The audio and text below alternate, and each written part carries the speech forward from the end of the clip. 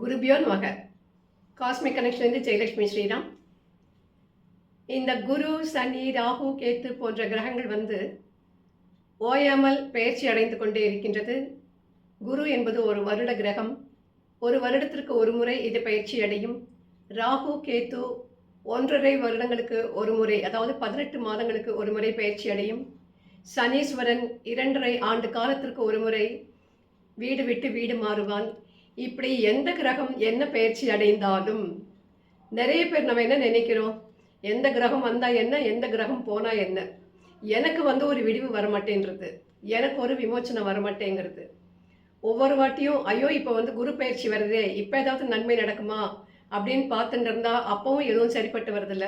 சரி, இது போனதுக்கு அப்புறமா ராகு கேத்து பயிற்சி, அதுலேயும் ஒன்றும் இல்லை. அதையும் தாண்டி சனி பயிற்சி, இப்படி நாமும் ஆவலாக எதிர்பார்த்து கொண்டே இருக்கின்றோம். ஆனால் நாம் ஒன்றை மறந்து விடுகின்றோம். நம்முடைய பிராரப்த கர்மா, பூர்வ ஜென்ம கர்மா, இதை நாம் கழித்துத்தான் தீர்க்க வேண்டும். எல்லாருக்கும் எல்லாமே ப்ளஸ் அமையிறது கிடையாது. சிலருக்கு ஃபினான்ஷியலாக நல்ல வசதியாக இருப்பாங்க. சில பேர் புத்தி பூர்வமாக ரொம்ப நல்லா படித்து பெரிய பெரிய போஸ்டில் இருப்பாங்க. சில பேருக்கு குடும்பம் ரொம்ப நல்லா அமையும், ஒரு கோவிலாகவே அமைஞ்சிருக்கும். சில பேருக்கு குழந்தைகள் மணிமணியாக இருப்பாங்க. இப்படி பார்க்கும்போது எல்லாருக்கும் எல்லாமே நிறைவாக கிடைப்பதில்லை. கடவுள் ஏதாவது ஒரு இடத்துல நமக்கு ஒரு குறையை வைத்திருக்கிறான் என்றால் அதற்கு காரணம் நம்முடைய ஜென்மாந்திர கர்மா. அந்த கர்மாவை நாம் கழித்து தீர்க்கும் வரை, அனுபவித்து முடிக்கும் வரை நமக்கு முழுசாக 100% எல்லா நிறைவும் கிடைக்கும் என்று சொல்ல முடியாது. இப்போ நம்ம பார்க்க போகிறது ஜூன் 1ஆம் தேதி அன்று வருட கிரகமான, முழு சுப கிரகமான குரு பகவான் மிதுன ராசியிலிருந்து கடக ராசிக்கு பிரவேசம் செய்ய போகிறார். கடகம் என்பது குருவின் உச்ச வீடு. உச்ச வீட்டுக்கு குரு வந்துட்டார், நிச்சயமா நமக்கு எல்லாமே நல்லதுதான் நடக்கும் அப்படின்னு நினைக்காதீங்க. குரு உச்ச வீட்டுக்கு வந்தாலுமே அந்த குருவின் பார்வை யார் மீது பதிகிறது? ஏன்னா குருவுக்கு ஸ்தான பலத்தை விட பார்வை பலம்தான் மிக முக்கியமானது. அந்த குருவின் பார்வை யார் மீது பதிகிறது? அந்த நேரத்தில் நமக்கு சனி எங்கே உட்காந்துருக்கான், ராகு எங்கே உட்காந்துருக்கு, கேத்து எங்கே உட்காந்துருக்கு, இது மாதிரி பல விஷயங்களை மனதில் கொண்டால் மட்டும்தான் நம்மால் முழுமையான ஒரு ஜாதக பலனை தெரிந்து கொள்ள முடியும். 7 வந்துடுத்து குரு, நமக்கு கல்யாண யோகம் வந்துடுது அப்படின்னு நிறைய பேர் நினைப்பாங்க. அது சரியில்லை. குருவுடைய பார்வை 7க்கு வந்துட்டா மட்டும் போராது. மிச்ச எந்தெந்த இடத்த குரு பார்க்கிறது, வேற யார் பார்க்குறாங்க, சனி எங்கே இருக்கான், சனி யாரை பார்க்குறான், ராகு கேத்து எங்கே இருக்கு போன்ற பல விஷயங்களை மனதில் கொண்டால் மட்டும்தான் ஒரு ஜாதகருக்கு நம்மால் முழுமையான பலன்களை கணித்து கூற முடியும். இதை தவிர அந்த ஜாதகருக்கு அவருடைய ஜாதக அமைப்பிலே ஒவ்வொரு தசையும் எங்கிருக்கிறது, குரு தசை எங்கிருக்கிறது, இப்பொழுது அவருக்கு குரு தசை கோச்சாரத்திலே நடந்து கொண்டிருக்கின்றதா, அல்லது ஜாதக ரீதியாக அவருக்கு குரு தசை தானா, குரு புக்தி இருக்கின்றதா, குரு அந்தரம் இருக்கின்றதா போன்ற பல விஷயங்களை நாம் மனதில் கொண்டால் மட்டுமே சரியான முறையிலே ஒருவருக்கு கணித்து கூற முடியும். இந்த குரு பகவான் இப்பொழுது ஜூன் மாதம் 1ஆம் தேதி மிதுன ராசியை விட்டு கடக ராசிக்கு பிரவேசம் செய்கிறார் என்றாலுமே அங்கே மட்டுமே அவர் 12 மாதமும் இருப்பார் என்றால் நிச்சயமாக இருக்க மாட்டார். அவருக்கு கால் தங்காது. கடகடன்னு தாண்டி போய் சிம்ம ராசிக்கு போய் ஒரு 3 மாதம் அங்கிருந்து அங்கே எல்லாவற்றையும் ஆராய்ச்சி செய்துவிட்டு அதிசார குருவாக சிம்மத்திற்கு சென்று விட்டு மீண்டும் அவர் தை மாதத்திலே திரும்பவும் கடகராசிக்கு வருவார். இப்படி அவர் அதிசாரமாக செல்லும் பொழுது நிச்சயமா குருவுடைய பார்வை வேற வேற இடத்துக்கு மாறும்.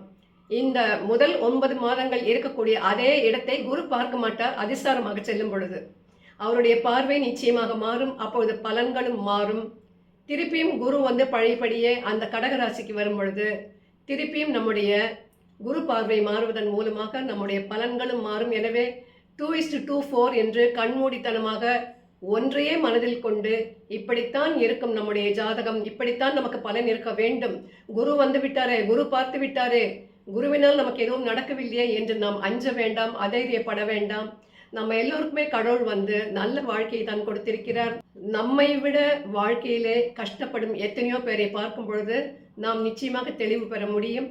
நான் மீண்டும் சொல்கிறேன், நம்முடைய பிராரப்த கர்மாவை நாம் கழிக்கும் வரை, தீர்க்கும் வரை, அந்த கணக்கு முடியும் வரை ஏதாவது ஒரு விதத்தில் நமக்கு குறைகள் இருந்து கொண்டே இருக்கும்.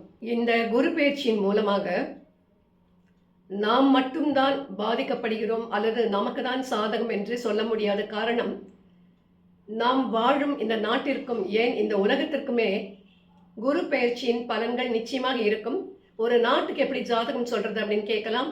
அந்த நாடு விடுதலை ஆன அந்த நேரத்தை, அந்த நாளை, அந்த வருடத்தை கணக்கில் கொண்டுதான் அந்த நாட்டுக்கான ஜாதகத்தை நாம் வரையறுக்க முடியும். அந்த விதத்திலே பார்க்கும் பொழுது குரு பகவான் இப்பொழுது கிட்டத்தட்ட கேத்துவை நெருங்கி கொண்டிருக்கின்றார். கேத்து எங்கே இருக்கார் அப்படின்னு கேட்டால் சிம்மராசியில் இருக்காரு. சிம்மராசியில் இருக்கும் கேத்துவை நெருங்கி விட்டார். காரணம், இவர் கடகம் வரைக்கும் வந்துட்டார் இல்லையா? அதனால சிம்மத்துக்கும் கடகத்துக்கும் ரொம்ப தூரம் கிடையாது. அதை தவிர இவர் சும்மா இல்லாமல் அதிசாரமாக போய் சிம்மத்தில் வேறு 3 மாதம் உட்கார போகின்றார். அப்பொழுது அவர் கேத்துவுடனேயே ஒரு 3 மாத காலத்தை கழிப்பார்.